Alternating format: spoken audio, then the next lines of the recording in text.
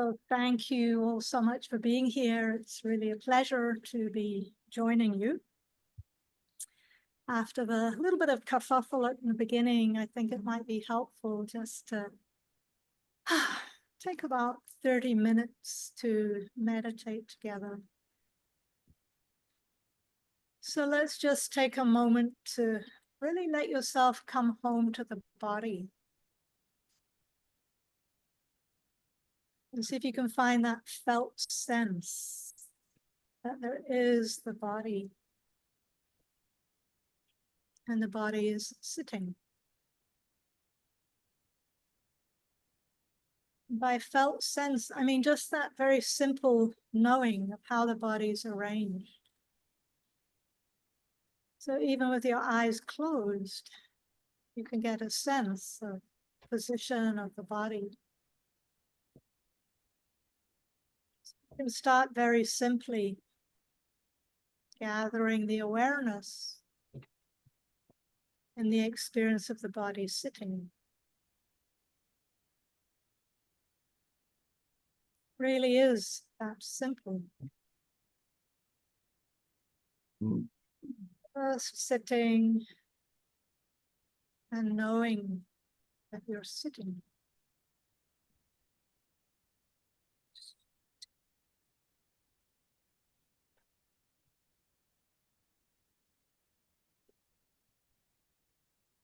You can notice the contact of the feet with the floor. Contact of the sitting bones with the cushion or the chair.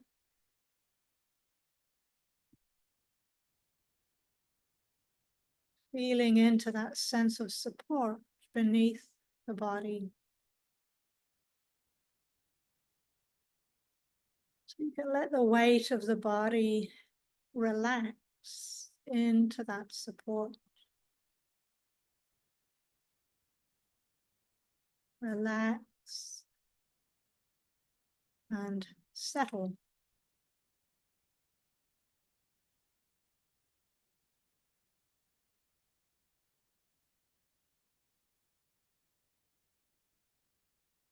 And from that stable base, you can let the upper body become just a little taller and straighter.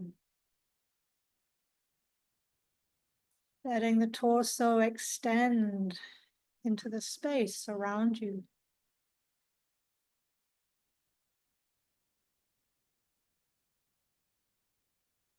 Just checking the position of the head. For those of you who are meditating with a screen, quite often there's a sort of magnetic pull, and you might find the head just pulling towards the screen. See if you can let the head come back and balance the top of the spinal column. That way the muscles in the neck and the shoulders can soften and relax.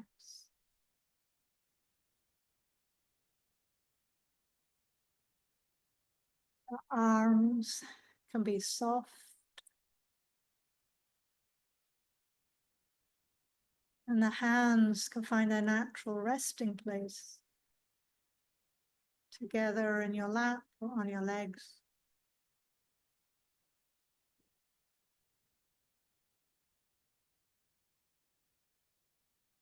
So the whole body now is finding this balance of groundedness and spaciousness.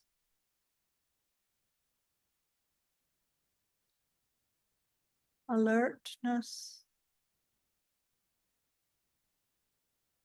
and ease.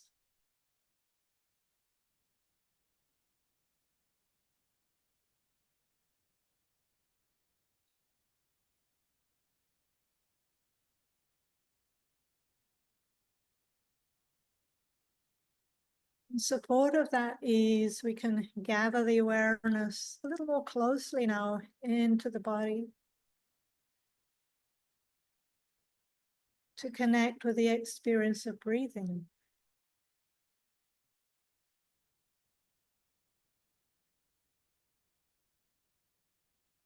We're not so much narrowing the attention or focusing the awareness. We're keeping it broad and spacious. Really just resting on the rhythm of breathing in and breathing out.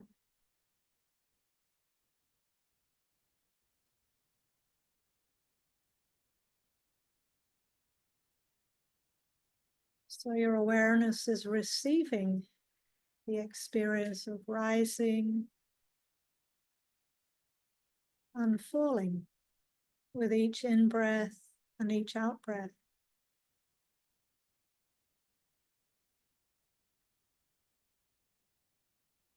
Relaxed, spacious, receptive, knowing that you're breathing in and knowing that you're breathing out.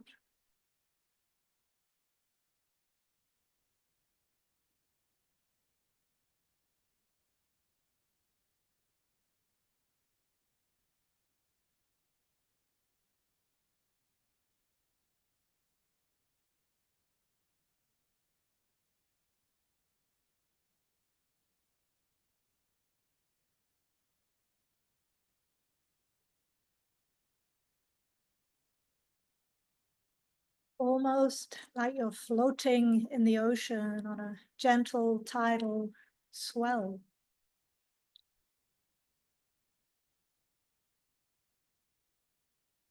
And you're just knowing the alternating rhythm of rising and falling as you breathe in and as you breathe out.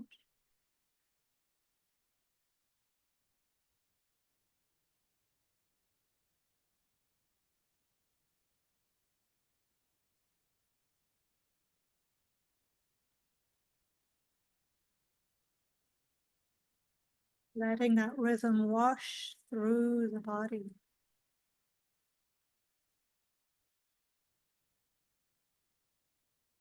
Just like a gentle massage that helps to soften and release any tension that can be released.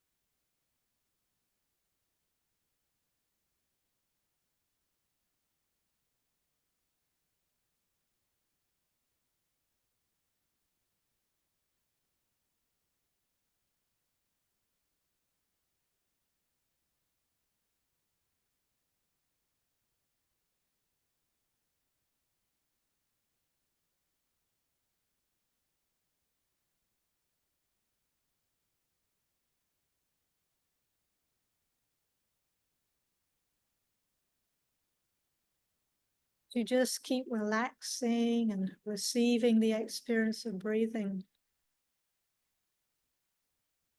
The simplicity of just being with each in-breath and each out-breath.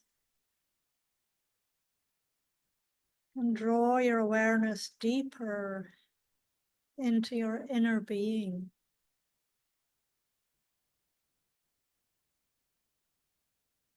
Where you might find a little more quiet, a little more calm, a little more stillness.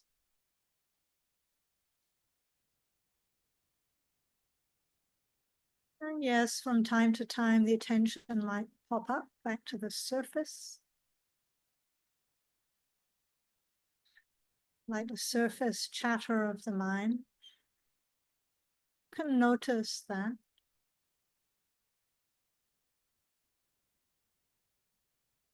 And gently reconnecting your awareness drawing it back down, letting the rhythm of the breathing keep drawing you deeper and deeper into the quiet and calm.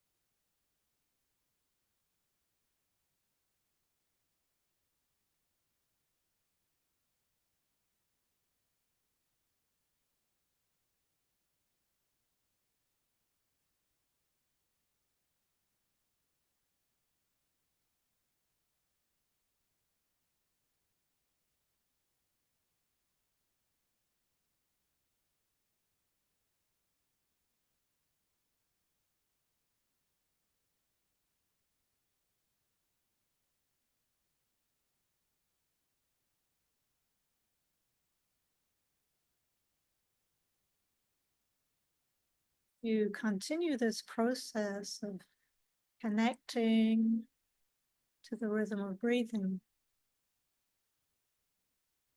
and allowing that rhythm to draw you more and more inward to a kind of inner seclusion where there's a little more stillness, quiet, and calm.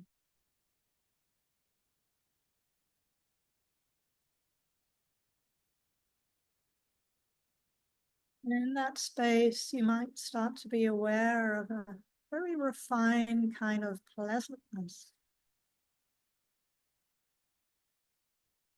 There's not much you have to do. It's not really anything to get or to have or to be.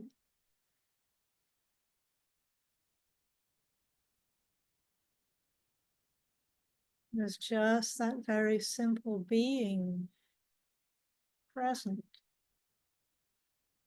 for each in-breath and each out-breath.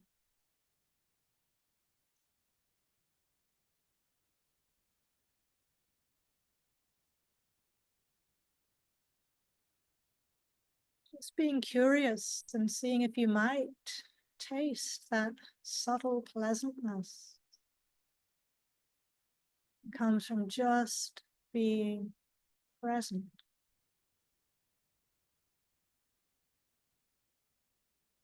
Just being here. Now. With whatever experience is here and now.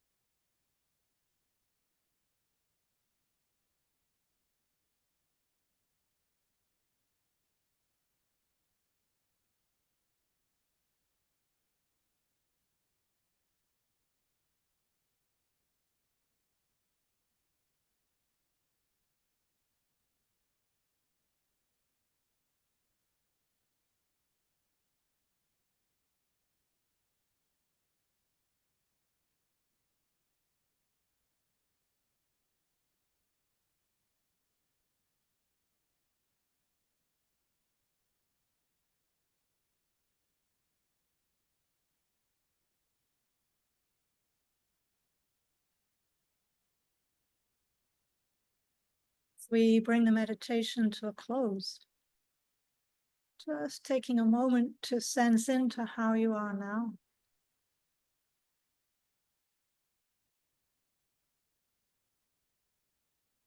To tune in to any benefits that might have come from the meditation.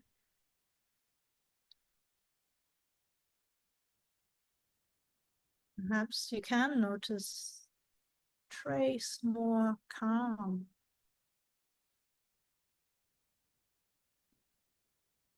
or steadiness,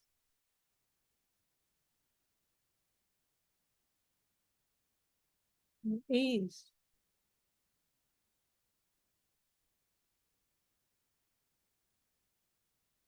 Maybe a little more openness.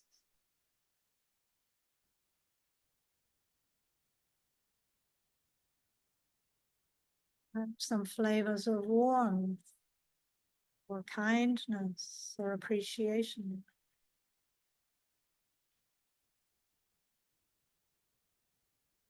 Just sensing into what's true for you.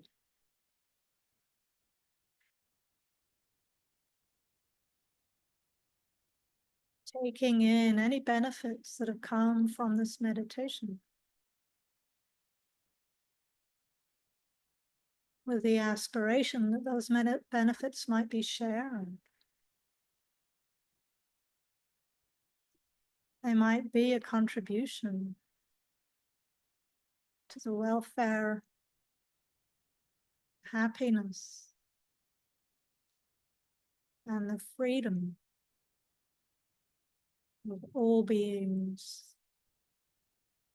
everywhere.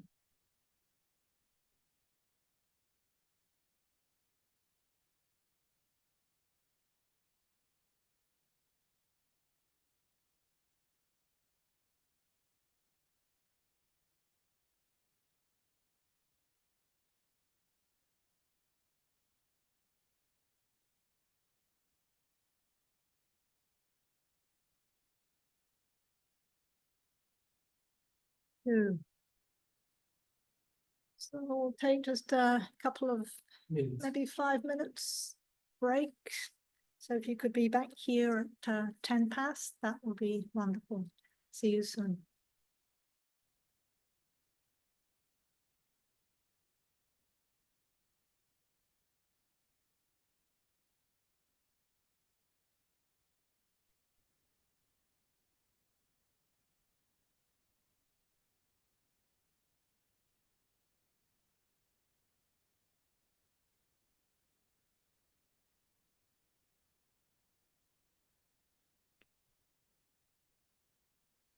Okay, you ready to get started again? Looks like most people are back. If you're back, if you don't mind putting your camera on for a moment, just so I know if we're ready to start.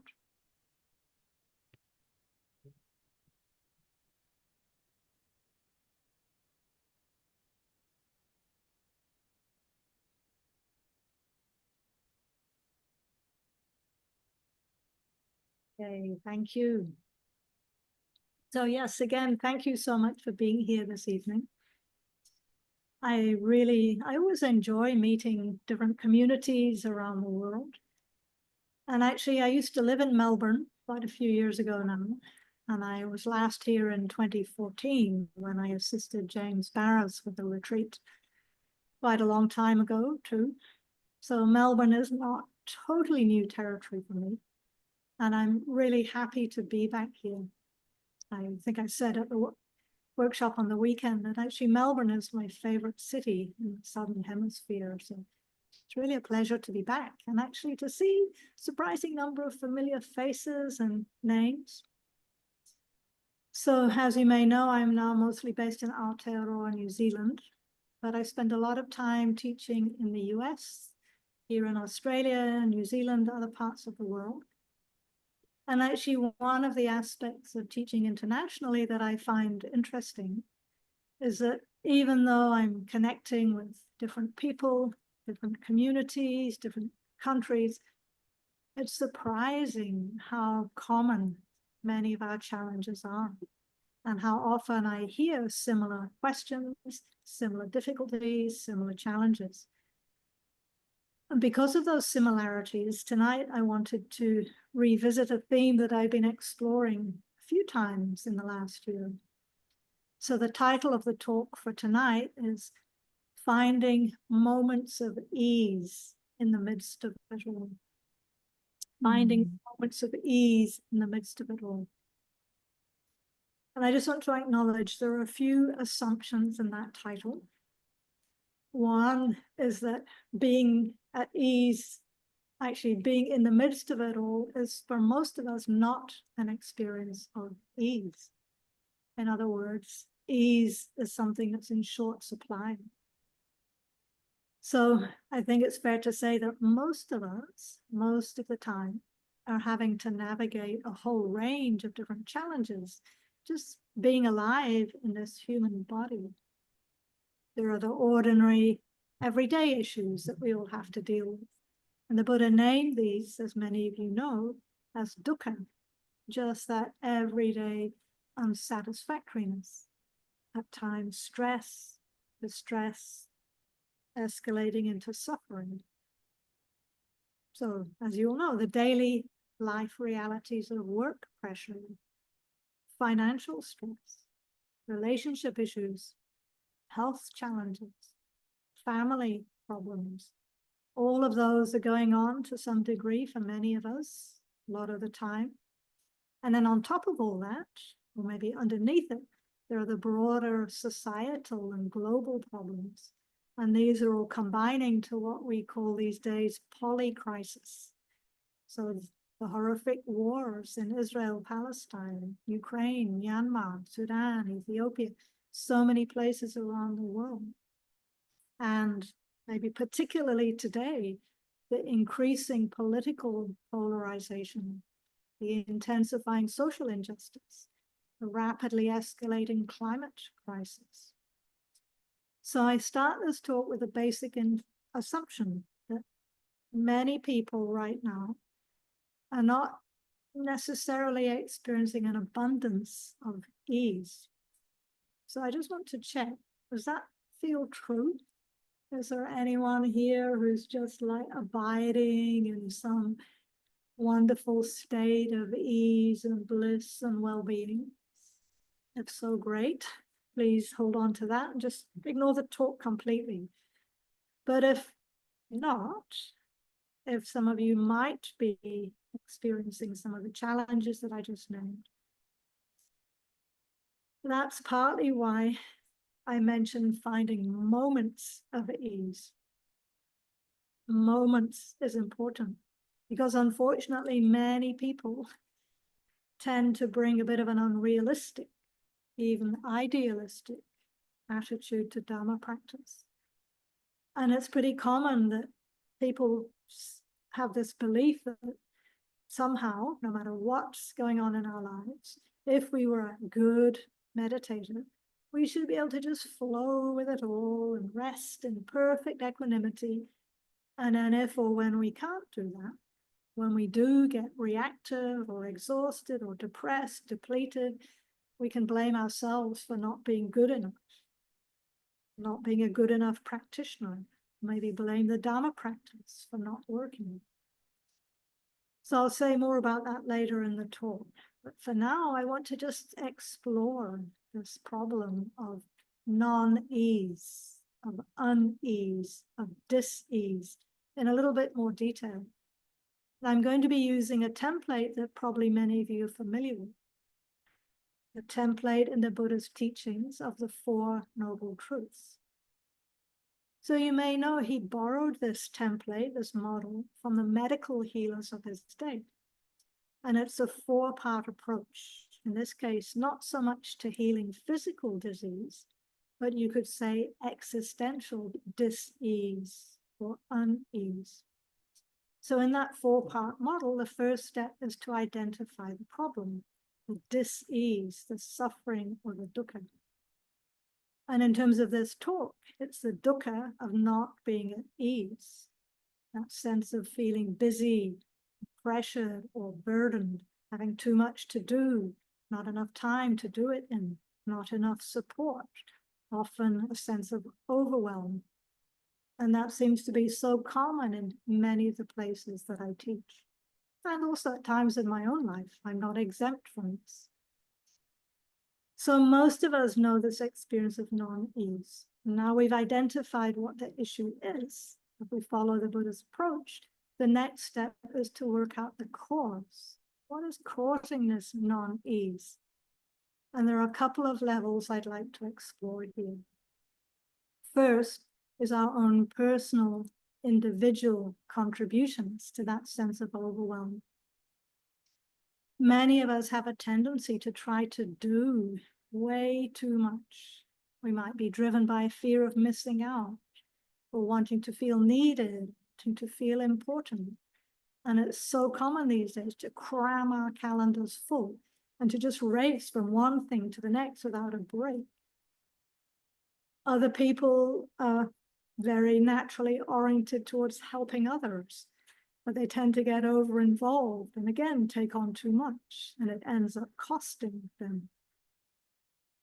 For other people, there might be a sense of fear, even terror, about what they might discover if they stopped all of that busyness and doing for even a moment. There can be a sense of fear about experiencing any of the emotions that they may be trying to avoid through compulsive busyness and overwork. So there are many different patterns and habits and defenses that might be driving this tendency to non-ease. And you might like to explore these for yourself at some later date. But underneath, or maybe on top of that, individual level of unease is our collective and our societal conditioning. So I think all of us here live in capitalistic societies, and that structure rewards productivity above all else. And it tends to instill pretty competitive and individualistic values. And those values often lead to disconnection from each other, from the natural world, the more than human world that we're part of. And we're sort of almost driven to override and forget that we are natural organisms. We're flesh and blood beings. We have sensitive human bodies, sensitive human hearts, sensitive human minds. And we forget all that and try to relate to ourselves as if we were machines or robots, with a sense that we should be able to just keep performing the next task, the next, without any real rest or recovery. So we lose connection with our true nature. We tend to punish ourselves with unrealistic expectations about what we should be able to do, should be able to get, to achieve. And it's no wonder then that so many people these days are struggling with chronic anxiety and burnout and overwhelm. Okay, so now we have maybe some sense of some of the causes of this deep unease, dis-ease. We can bring in the lens of the third noble truth, which acknowledges that freedom from suffering is possible. So ease is possible, or at least moments of ease are possible, no matter what's going on in our lives. Okay, so just to be clear, the kind of ease I'm talking about here isn't just the ease of sort of blobbing out on the couch or binge watching your favorite TV series or being on holiday in a resort somewhere. Even if that was possible, that kind of so-called ease, it might provide moments of escape, maybe of temporary relief. But when the show is over or the holiday ends, we're right back where we started. So what we're aiming for here instead is an inner ease. It's a heart quality of spaciousness, of flow, of acceptance, of resilience. And with that, it becomes possible to find some degree of steadiness, no matter what life brings us. And you could say these qualities of spaciousness, flow, of acceptance, of resilience, they're all aspects of what the Buddha referred to as equanimity. Equanimity, balance, peace. And in many ways, everything he taught, all of the practices he offered, are aiming to bring us into that state. So that state also is very powerful for allowing transformative insights to arise. And those insights in turn help us to access deeper ease. And again, that feeds back in and allows even deeper insights to develop. So it's very much a two-way process.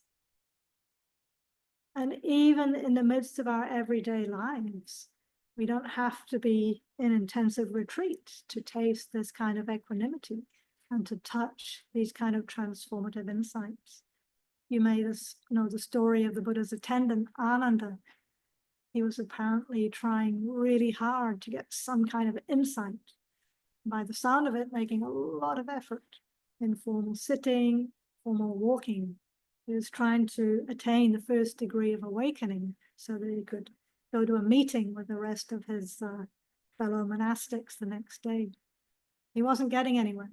So the story goes, he finally gave up he went to lie down, and it said just before his head hit the pillow, his mind released into deep insight. And there he was in the early stages of awakening. And to me, it's significant, that story it was when Ananda really relaxed and settled into a moment of ease that insight came. Now, as you know, sadly, if all it took was to lie down at night and relax, we'd all be highly realized beings. So there's a little more to it than that. But what this points to is that for many of us, the way we make effort can become counterproductive. So given that ease is so important, how do we find it? And this question brings in the fourth noble truth. The fourth noble truth invites us to set up the conditions that support more ease. Obviously, it's not enough just to wish that we weren't so busy and stressed and exhausted. Often we need to make some structural changes to our lives too.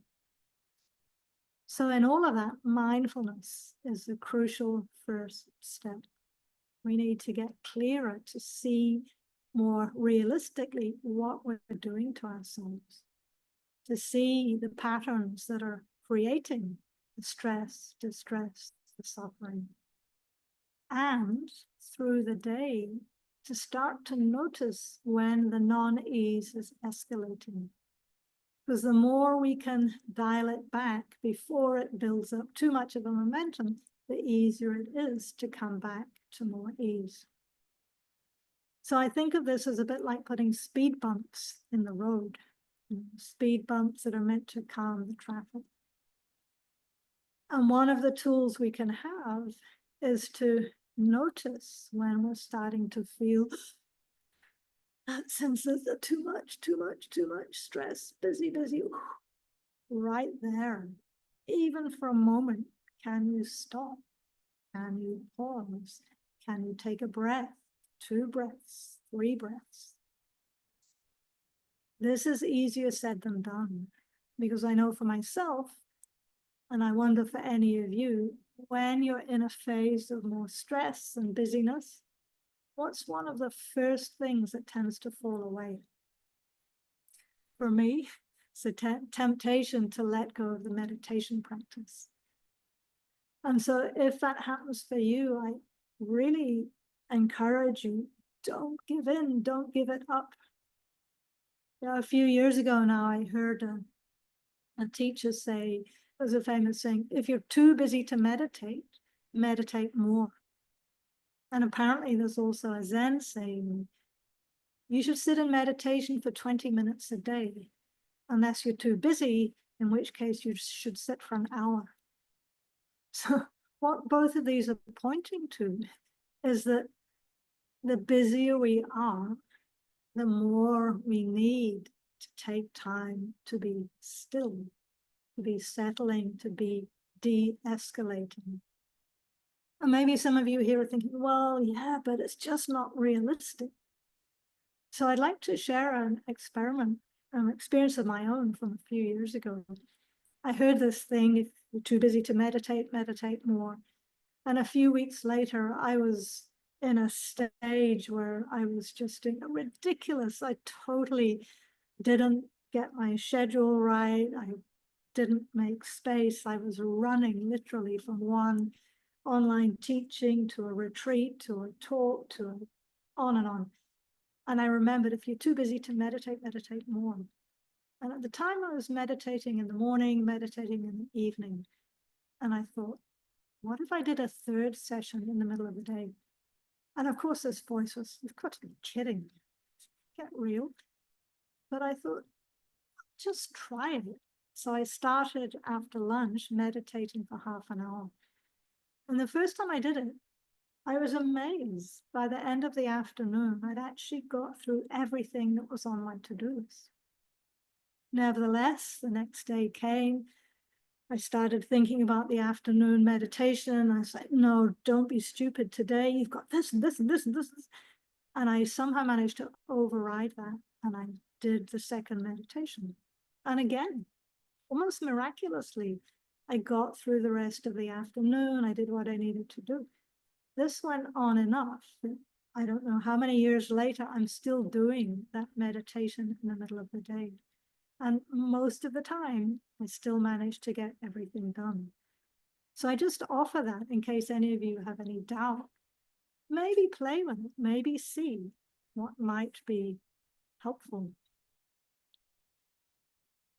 And it doesn't have to be 30 minutes, it could be 10 minutes, just anything that slows down that forward momentum.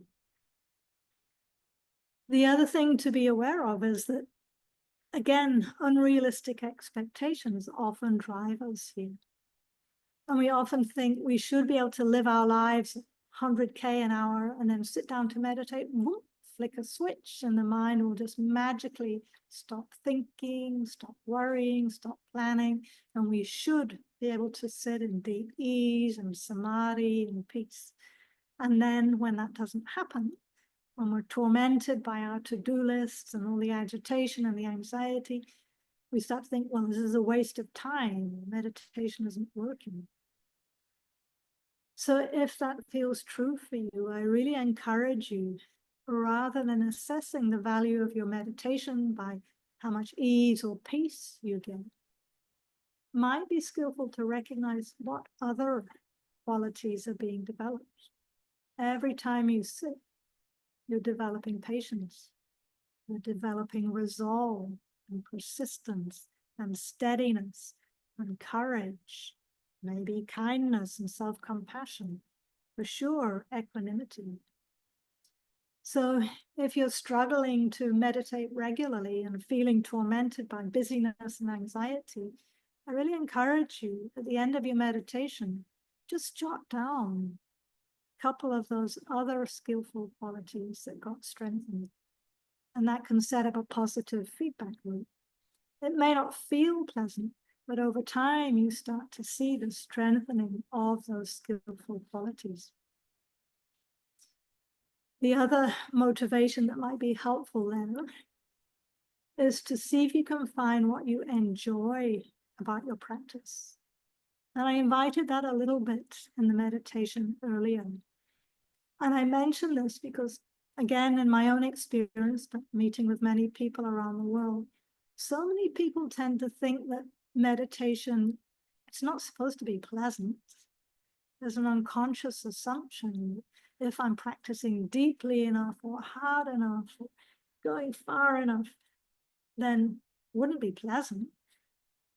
And so sometimes people will ask me, how do I maintain motivation in my meditation? And I'll say, well, what do you enjoy about it? Usually they just look at me blankly. Enjoy? Meditation, those two words don't go together. But again, if we have that unconscious attitude, it's quite hard to maintain momentum, let alone find that ease that I'm pointing to. So taking time, making space wherever you can in the day.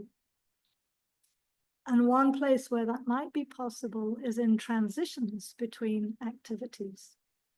Again, we have that societal conditioning to be doing, next.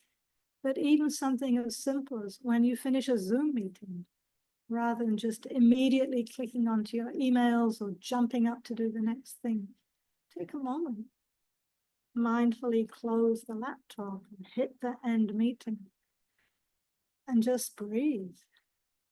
Almost metaphorically saying goodbye to that experience that just ended and opening a little bit of space for the next experience to come in.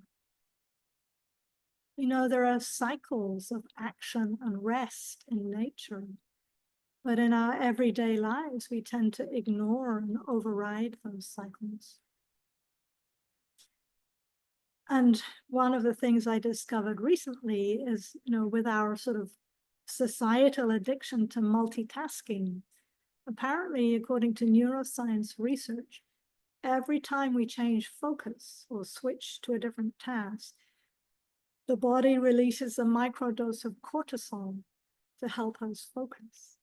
And you may know cortisol is a stress hormone.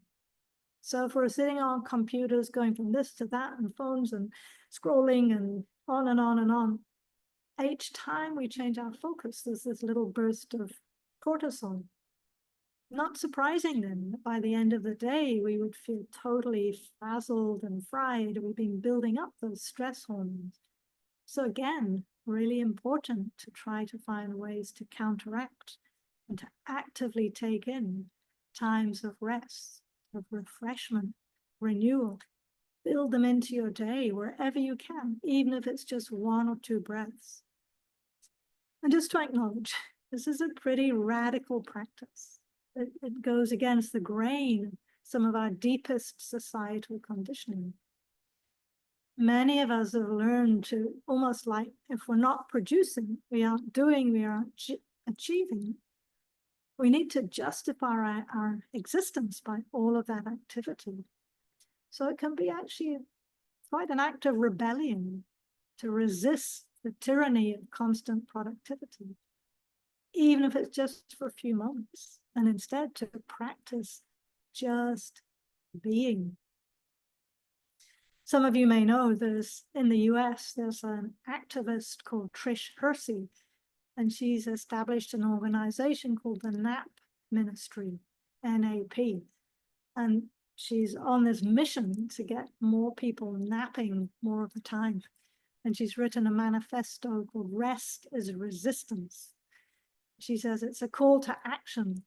It's a manifesto for those who are sleep deprived, searching for justice and longing to be liberated from the oppressive grip of grind culture. So you might hear even that term, grind culture. For me, it woke up some deep conditioning I just didn't even know I was carrying.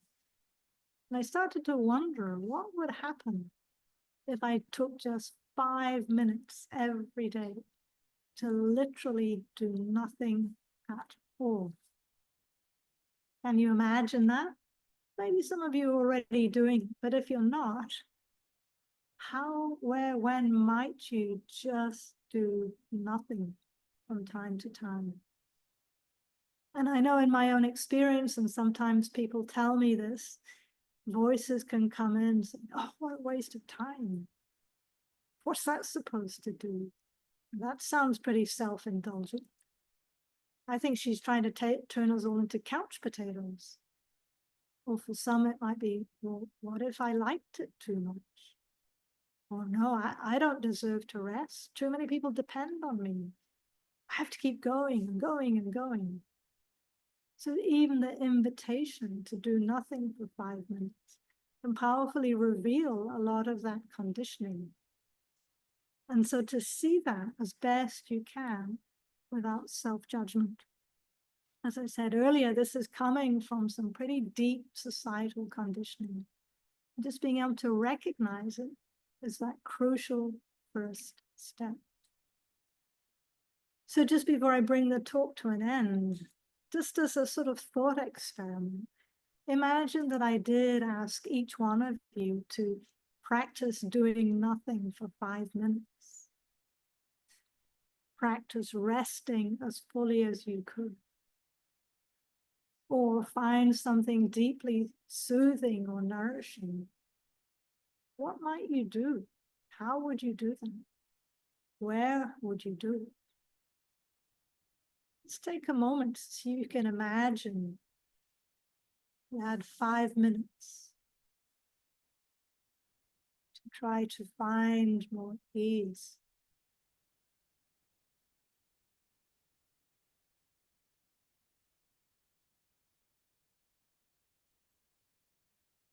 In a moment, I'll invite you to share what you may have come up with, but I'd like to just give you some examples that people have come up with in previous talks. So one person said they would go out and lie down and just look up at the night sky, stare at the stars. Somebody else said they just got their cat in their lap and just felt them purring. Someone else who had mobility issues, who couldn't get out much, said they had a bubble mixture in a big wand and they just went to the window and blew bubbles through the window and watched them for 5 minutes. So there are different things, ways that we might do that. But I just want to encourage, if you aren't already, to get creative and find different ways that you might be able to bring more ease into your life, not as a form of self-indulgence, but as a way of bringing in more health. And as I said earlier, making insights more potentially available. Okay, so that might be a good place to stop for now. Thank you so much for listening.